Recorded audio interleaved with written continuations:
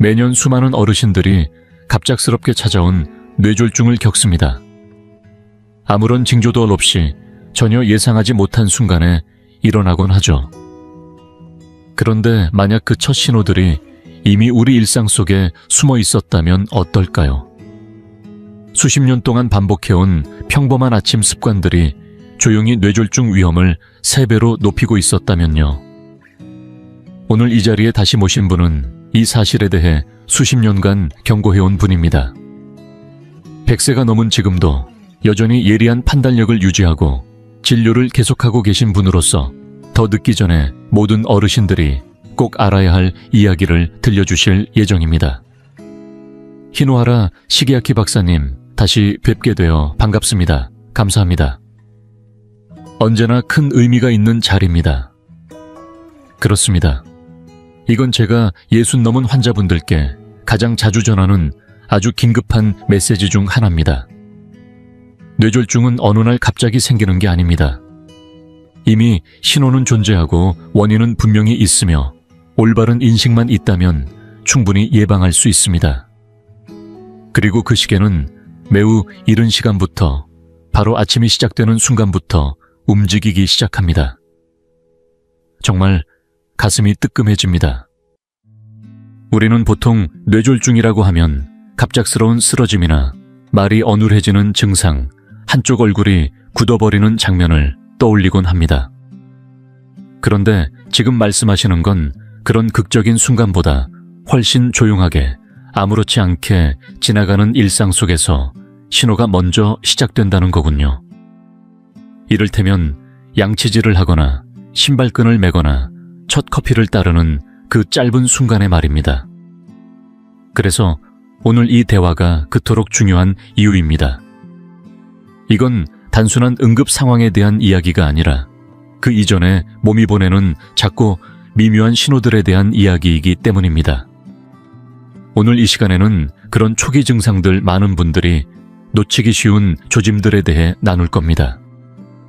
아울러 제가 진료 현장에서 자주 목격하는 어르신들의 아침 습관 중에서도 특히 뇌졸중 위험을 조용히 높이는 행동들을 짚어드릴 겁니다. 아마 예상하지 못한 내용들도 있을 겁니다. 그리고 미리 말씀드리자면 마지막 2가지 습관은 가장 치명적이면서도 사람들이 가장 쉽게 간과하는 부분입니다. 만약 지금 이 영상을 보시는 분이 60을 넘기셨거나 그 나이대에 소중한 가족이 있다면 꼭 끝까지 함께해 주시길 바랍니다. 오늘 말씀드리는 하나하나의 변화가 평범한 아침과 인생을 뒤바꿀 위기의 아침을 가르는 결정적인 차이가 될 수 있으니까요. 그러면 히노하라 시게아키 박사님 환자분들께 가장 먼저 주의를 기울이라고 조언하시는 뇌졸중의 초기 징후는 무엇인가요? 많은 분들이 통증이나 어지러움 같은 뚜렷한 증상을 떠올리지만 사실상 가장 위험한 신호는 훨씬 더 미묘하고 그래서 더 치명적인 경우가 많습니다. 실제로 뇌졸중이 찾아오기 전 우리 몸이 가장 먼저 보내는 경고는 움직임의 미세한 어긋남입니다. 예를 들어 칫솔을 들려고 손을 뻗었는데 생각한 위치에 닿지 않는다거나 따뜻한 차를 마시려다 입가로 조금 흘리게 된다거나 셔츠 단추를 끼우는데 손가락이 뜻대로 따라주지 않는 느낌. 마비도 아니고 감각이 없는 것도 아닌데 뭔가 이상하다고 느껴지는 바로 그 순간입니다. 이런 증상들은 대개 극적이지 않기 때문에 사람들은 쉽게 나이 탓으로 넘겨버립니다. 하지만 이건 단순한 노화가 아니라 분명한 뇌신경의 신호입니다. 뇌는 우리의 모든 정밀한 움직임을 조율하는 기관이기 때문에 작은 실수처럼 느껴지는 그 어색함이 바로 혈류에 문제가 생겼다는 경고일 수 있는 겁니다. 실제로 그런 경우를 겪은 환자분이 계셨습니다. 74살의 은퇴한 회계사였고 평소에도 또렷한 사고를 유지하던 분이셨죠. 그분은 아파서 병원을 찾은 것이 아니었습니다. 다만 최근 들어 열쇠를 자주 떨어뜨리고 단추를 채우는데 자꾸 손이 미끄러진다는 아내의 말을 듣고 혹시 관절염이 아닌가 싶어 내원하신 거였습니다. 제가 더 자세히 여쭤보니 며칠 전에는 장을 보기 위해 목록을 적다가 갑자기 우유라는 단어가 생각나지 않았다고 하셨어요. 머리가 아픈 것도 말이 꼬인 것도 아니었지만 그 순간 본인도 뭔가 이상하다는 걸 직감하셨다고 합니다. 검사를 진행한 결과 그 주 초에 작고 조용한 일과성 허혈 발작, 즉 TIA가 있었던 것으로 확인됐습니다. 이후 48시간은 매우 중요했습니다. 혈압을 면밀히 모니터링하고 식단을 조절하며 수분과 약물 관리를 시작했죠. 그 결과 큰 뇌졸중으로 이어지지 않고 막을 수 있었습니다. 결국 핵심은 바로 거기에 있습니다. 되돌릴 수 없게 되기 전에 미리 포착하는 것, 바로 그 지점에서 희망이 생깁니다. 실제로 국제의학저널 란셋 신경학에 발표된 연구에서는 TIA 이후 48시간이 가장 위험한 시기이며 이 시점에 적절한 치료가 이루어질 경우 심각한 뇌졸중 발생 확률이 80% 이상 줄어든다고 밝혔습니다. 이렇게 보면 우리가 얼마나 빨리 대응하느냐에 따라 인생의 방향이 달라질 수도 있다는 거죠. 너무도 충격적인 사실이지만 동시에 커다란 희망이기도 합니다. 그저 몸에 이상하다고 느끼는 아주 작은 순간 하나가 우리의 뇌를 지켜줄 수 있다는 뜻이니까요. 하지만 그게 가능하려면 우리가 무엇을 주의 깊게 살펴야 하는지, 그리고 그것이 언제 일어나는지를 알아야 합니다. 박사님께서는 이미 여러 차례 강조하신 적이 있습니다. 가장 위험한 시간대는 스트레스가 쌓이는 한낮이 아니라 바로 아침이라는 점 말이죠.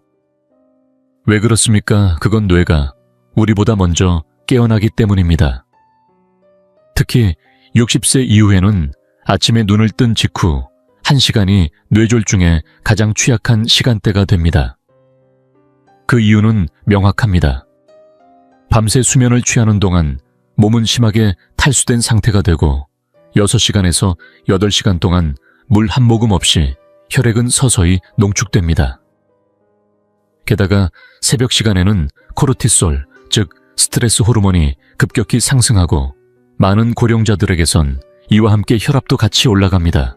즉 걸쭉해진 혈액 수축된 혈관 높아진 혈압이라는 세 가지 요소가 동시에 작용하면서 이미 약해진 혈관에 갑작스러운 압박이 가해지는 거죠.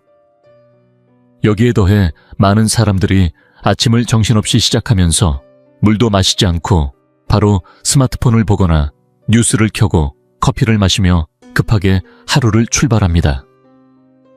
이 모든 행동들이 합쳐져 조용히, 그러나 확실하게 뇌졸중의 위험을 3배 이상 높이고 있는 것입니다. 이제 본격적으로 본 주제로 들어가 보겠습니다. 지금부터 말씀드릴 몇 가지 아침 습관은 많은 분들이 익숙하게 하고 있는 행동일 겁니다. 바로 그 점이 핵심입니다.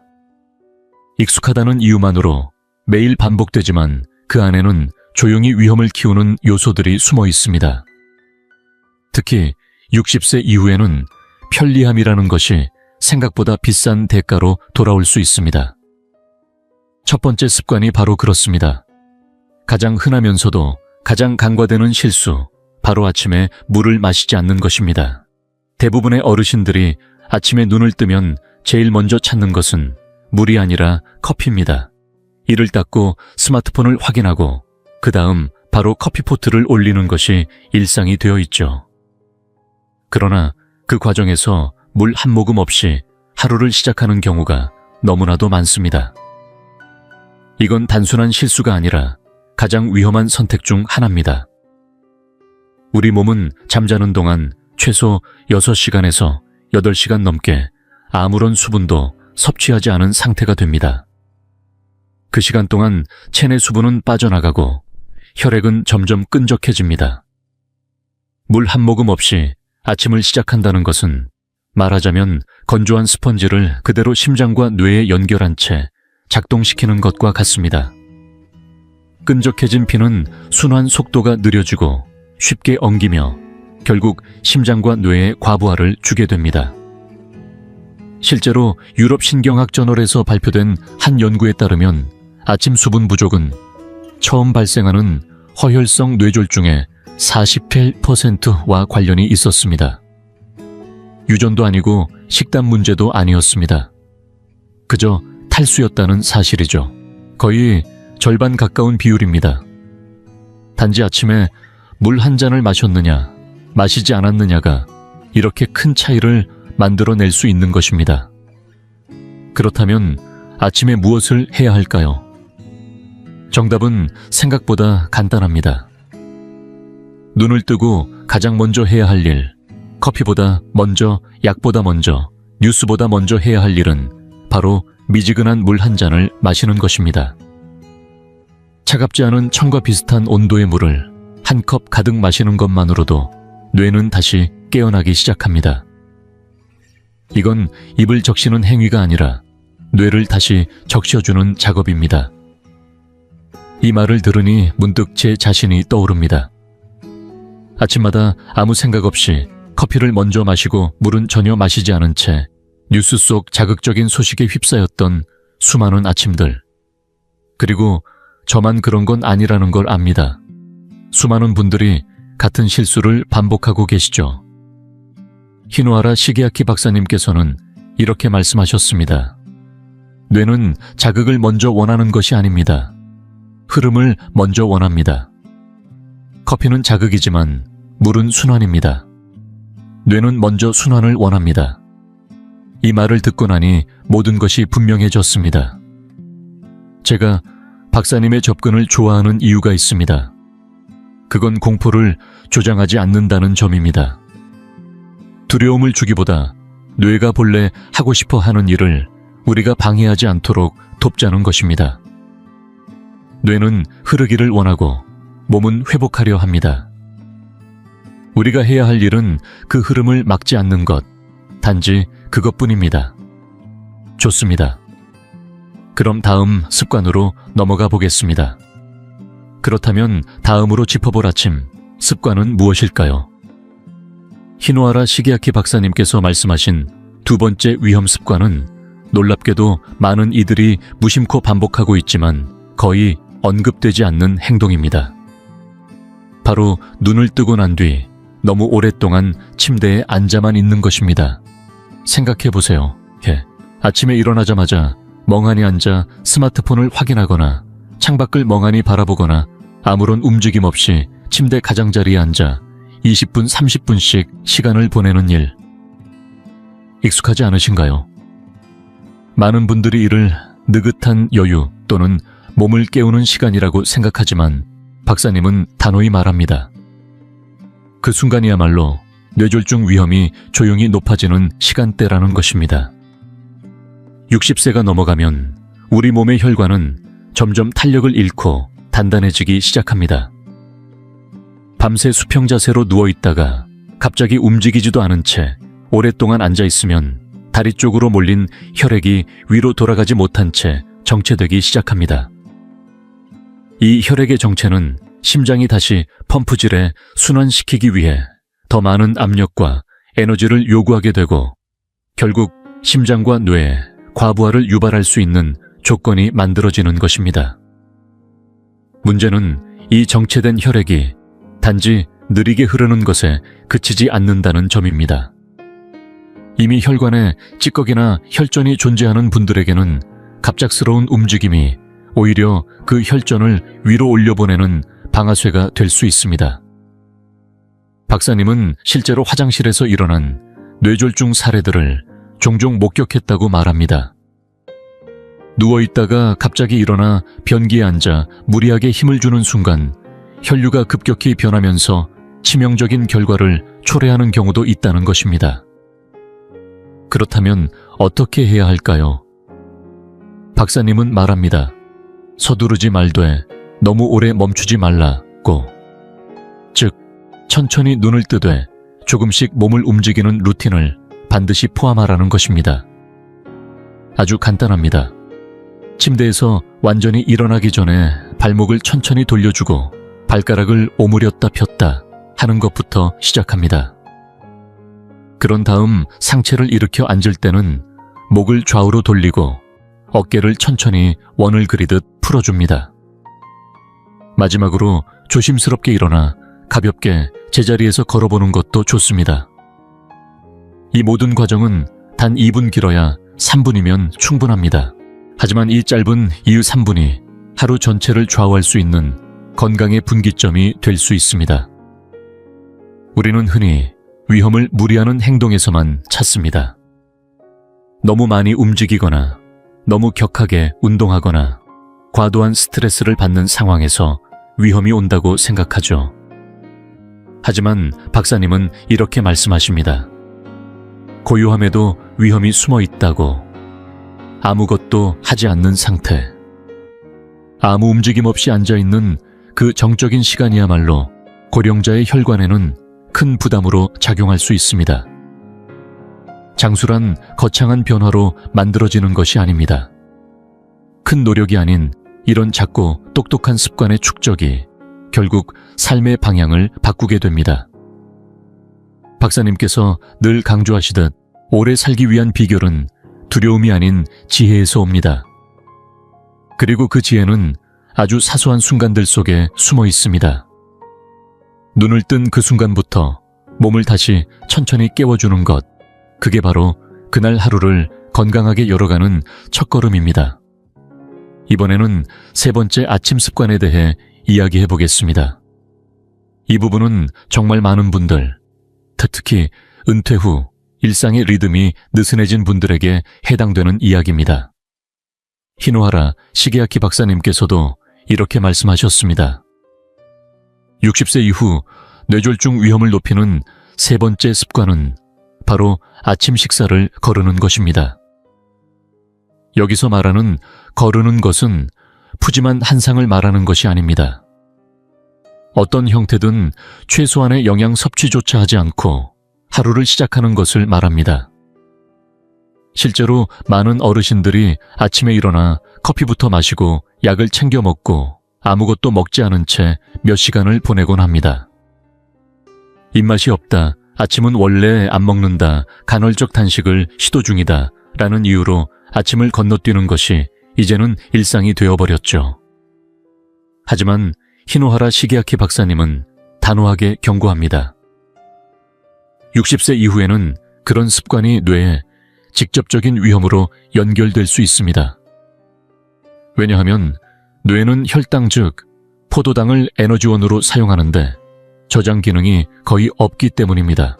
젊었을 때는 혈당 조절 능력과 호르몬 리듬이 안정적이라 단식이 어느 정도 도움이 될 수 있지만 60세 이후에는 상황이 완전히 달라집니다.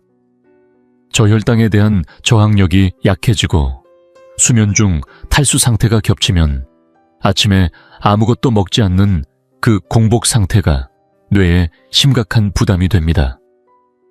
특히 혈압약이나 당뇨약을 복용 중인 분들에게는 더더욱 위험합니다. 탈수 상태, 공복 약물 복용이 동시에 겹치면 어지러움, 멍한 정신 상태, 심지어는 일시적 의식 저하까지 이어질 수 있습니다. 그리고 이 모든 조건은 혈류의 불안정성을 유발하여 뇌졸중으로 이어질 수 있는 토대를 형성합니다. 박사님은 이렇게 말씀하십니다. 제가 지금까지 진료해온 65세 이상 뇌졸중 환자 중 상당수가 사건 당일 아침 식사를 거른 상태였고 대부분은 약을 공복에 복용한 후 스트레스를 겪은 날이었습니다. 이 조합, 즉 공복 플러스 약물 플러스 정신적 자극이 가장 위험한 트리오라는 것입니다. 그렇다면 대안은 무엇일까요? 반드시 무겁게 먹을 필요는 없습니다.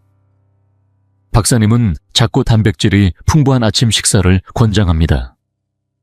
삶은 계란 반 개의 무가당 요거트, 한 숟가락 물에 불린 호두 몇 알.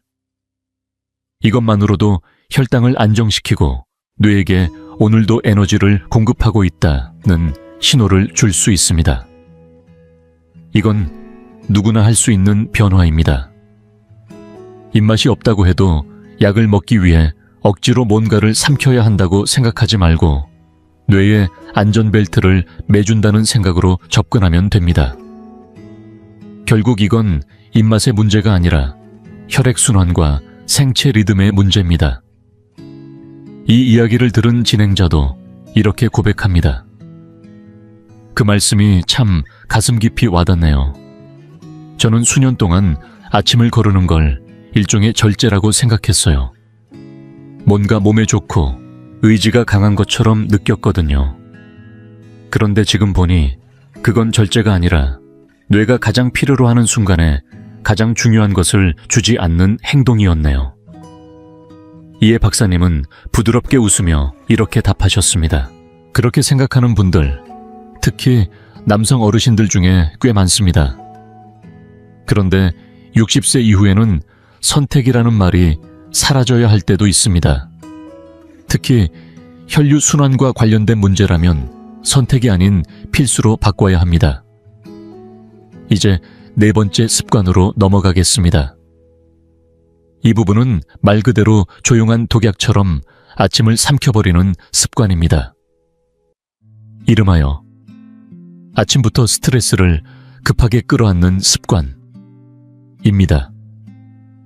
혹시 지금 이 말을 들으시고 그게 무슨 뜻이지 하고 의아하셨나요?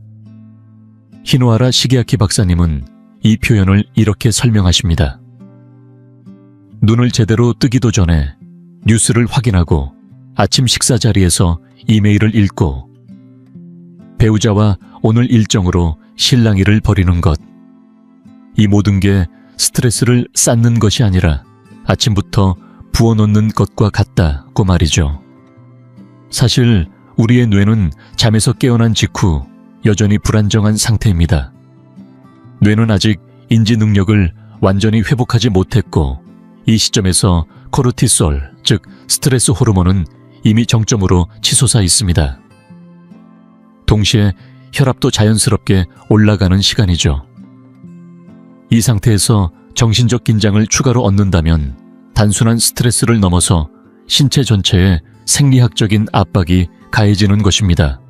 히노하라 시게아키 박사님은 이를 뒷받침하는 연구를 소개했습니다. 2015년 스트로크 저널에 발표된 대규모 연구에서는 무려 9만 3천 명을 10년 넘게 추적했습니다. 그 결과 아침 시간대에 심리적 스트레스를 많이 경험한 사람들은 뇌졸중 발생률이 통계적으로 유의미하게 높았고 특히 60세 이상의 경우 그 위험은 더 크게 나타났습니다. 무엇보다도 충격적인 건 잠에서 깬 후 첫 3시간이 가장 치명적인 시간대라는 사실이었습니다. 생각해보세요. 눈을 뜨자마자 스마트폰을 들여다보고 뉴스 속 사건 사고를 접하고 각종 알림에 휘둘리며 하루를 시작한다면 그건 마치 불안이라는 기름을 이미 달아오른 뇌에 들이붓는 것과 다름없습니다. 그렇다면 해결책은 무엇일까요? 박사님은 간단하면서도 강력한 처방을 내놓습니다. 여백을 만드는 아침. 눈을 뜨고 최소 10분간은 어떠한 정보나 자극도 넣지 말고 그저 몸을 천천히 풀어주는데 집중하라는 것입니다. 가벼운 스트레칭이나 짧은 산책 혹은 따뜻한 차 한 잔을 마시며 고요히 앉아있는 시간. 그 시간이야말로 뇌의 회복을 허락하는 의식적인 틈입니다. 박사님은 단언합니다. 이건 사치가 아닙니다. 이건 신경계의 위생입니다. 뇌를 건강하게 유지하고 하루를 무너지지 않도록 지키는 위생 습관이자 보호막이라는 것이죠. 이 말을 들은 진행자는 이렇게 고백합니다. 지금까지 저는 스트레스를 단순히 감정적인 일로만 생각했어요. 속상하면 말로 풀고 지나가면 그만이라고 여겼죠. 그런데 이제 보니 스트레스는 감정이 아니라 신체를 뇌졸중 쪽으로 준비시키는 생리적 반응이라는 걸 알겠네요. 특히 아침 첫 시간에는요. 이 한 문장만으로도 우리가 하루를 어떻게 시작하느냐가 전신 혈류와 뇌 건강에 어떤 영향을 주는지 분명히 느낄 수 있습니다. 그리고 그 시작은 거창한 게 아닙니다. 단 10분의 고요함, 그 짧은 정적이 바로 뇌를 지키는 첫 번째 방패가 됩니다. 그리고 이제 우리가 이 이야기에서 가장 기다려온 마지막 습관에 도달했습니다. 히노하라 시게아키 박사님께서도 이 에피소드에 처음에 언급하셨듯 오늘 소개하는 5번째 아침 습관은 아마도 가장 위험하지만 동시에 가장 많이 간과되고 있는 행동입니다. 그 습관은 단 한 단어로 요약됩니다. 정적, 그러나 고요한 평화가 아닌 몸 전체를 침묵시키는 신체적 무활동을 말하는 것입니다. 어떤 모습인지 떠올려 보세요. 아침에 눈을 뜨고 커피 한 잔을 따르며 소파에 앉습니다. 신문을 펼치거나 TV를 켜놓고 멍하니 하루를 맞이하죠. 혹은 휴대폰을 들여다보며 30분 1시간, 심지어 2시간까지도 움직이지 않습니다. 겉으로 보기에는 여유롭고 건강해 보이기까지 합니다. 아침을 천천히 시작하는 건 좋은 거 아닌가 문다 하고 생각하기 쉽습니다. 하지만 히노하라 시게아키 박사님은 단호히 말합니다. 그 조용함 속에 위험이 숨어 있습니다. 특히 60세 이후에는 더욱 그렇습니다. 노화로 인해 혈액은 더 쉽게 응고되려는 성질을 띠게 되고 혈관은 탄력을 잃으며 근육의 움직임 없이 오래 앉아 있을 경우 하체, 특히 종아리 쪽에 혈액이 고이기 시작합니다. 이런 혈액 정체는 단순히 다리가 무거워지는 것이 아니라 심장이 다시 그 피를 끌어올리기 위해 더 큰 압력과 힘을 요구하게 되는 상황을 만듭니다. 그리고 그 와중에 생긴 작은 혈전이 갑작스러운 움직임이나 힘주는 동작을 통해 뇌로 향하게 되면 그 순간이 바로 뇌졸중으로 이어지는 결정적 방아쇠가 될 수 있는 겁니다. 이 위험은 병원에서도 이미 수많은 사례로 확인되고 있습니다. 수술 후 회복 중인 환자들이 장시간 누워만 있을 경우 심부정맥 혈전증이라는 심각한 질환에 걸릴 위험이 급격히 높아지는 것이 대표적입니다. 문제는 우리가 병원 침대에 누워있지는 않더라도 매일 아침 반복되는 이런 정적인 루틴 속에서 똑같은 위험이 우리 몸에도 적용되고 있다는 사실입니다. 우리 몸은 장소가 병원이든 거실이든 움직임이 없으면 똑같이 받아들이기 때문이죠. 더 무서운 건 우리는 보통 위험을 무리한 활동에서 찾는다는 점입니다. 하지만 이 경우는 그 반대입니다. 아무것도 하지 않음이야말로 진짜 위험입니다. 움직이지 않는 시간이 길수록 혈관계는 정체되고 뇌로 가는 순환은 늦어지며 그 작은 늦어짐 하나가 하루 전체, 아니 인생 전체를 바꿀 수도 있습니다. 박사님은 국내 모 대학병원에서 진행된 연구를 인용하며 설명합니다. 60세 이상 성인 8,000명을 추적한 결과 하루 9시간 이상 앉아있는 사람들은 나중에 뇌졸중을 겪을 확률이 2배 가까이 높았고 운동을 나중에 하더라도 이 초기 정적인 시간이 이미 큰 영향을 주고 있었습니다. 이유는 명확합니다. 얼마나 많이 움직이느냐보다 언제 움직이느냐가 더 중요하기 때문입니다. 아침 특히 눈을 뜬 직후 1시간 이내가 바로 순환계가 깨어나는 결정적 순간입니다. 이 시점에 몸을 살짝만 움직여줘도 혈류는 활성화되고 뇌는 이제 하루가 시작됐구나 하고 인식하게 됩니다. 반대로 이 시간에 가만히 앉아 있으면 몸은 여전히 자는 상태로 인식하며 순환은 느려지고 뇌는 멍해지고 전체 대사 리듬이 뒤처지게 됩니다. 그렇다면 해법은 뭘까요? 전혀 어렵지 않습니다. 헬스장에 갈 필요도 땀을 뻘뻘 흘릴 필요도 없습니다. 그저 5분에서 10분 가볍게 몸을 깨워주는 아침 순환 루틴을 만들어주는 것입니다. 제자리에서 무릎을 살짝 굽혀 걷듯이 움직여 보세요. 팔을 들어 천천히 하늘을 향해 뻗고 어깨를 둥글게 돌려보세요. 목을 좌우로 부드럽게 움직이고 창밖으로 몇 발자국 걸어나가는 것도 좋습니다. 이 모든 것이 뇌와 몸에게 이제 흐르자고 신호를 보내는 행위입니다. 왜냐하면 혈액이 흐르면 뇌가 깨어나고 뇌가 깨어나면 그날 하루 전체가 달라지기 때문입니다. 이제 모든 이야기가 하나로 이어집니다. 처음에 우리가 뇌졸중에 대해 이야기할 때만 해도 대부분은 그것이 갑작스럽게 찾아오는 일이라고 생각했을 겁니다. 하지만 오늘 히노하라 시게아키 박사님께서 보여주신 것은 그 전조와 위험 요소들이 얼마나 조용히 그리고 일상 속 아주 작은 순간들에서부터 쌓여간다는 점이었습니다. 우리가 어떻게 움직이고 무엇을 건너뛰며 아침을 어떻게 시작하는지가 그 출발점입니다. 그렇습니다. 예순 이후의 건강은 거창한 변화가 아니라 꾸준한 인식에서 시작됩니다. 뇌는 완벽함을 요구하지 않습니다. 다만 주의를 기울여 달라고 말할 뿐입니다. 오늘 이 방송을 들으신 분들이 꼭 기억해 주셨으면 하는 부분입니다. 새로운 영양제를 찾을 필요도 없고 값비싼 기계를 들일 필요도 없습니다. 그저 그동안 몸이 조용히 보내온 신호들을 더 이상 외면하지 않는 것, 그것이면 충분합니다. 히노하라 시게아키 박사님, 마지막으로 한마디 부탁드립니다. 이 방송을 끝맺으며 시청자분들께 남기고 싶은 단 한 줄이 있다면 무엇일까요? 좋아요와 구독 잊지 마시고 다음 시간에 뵙겠습니다.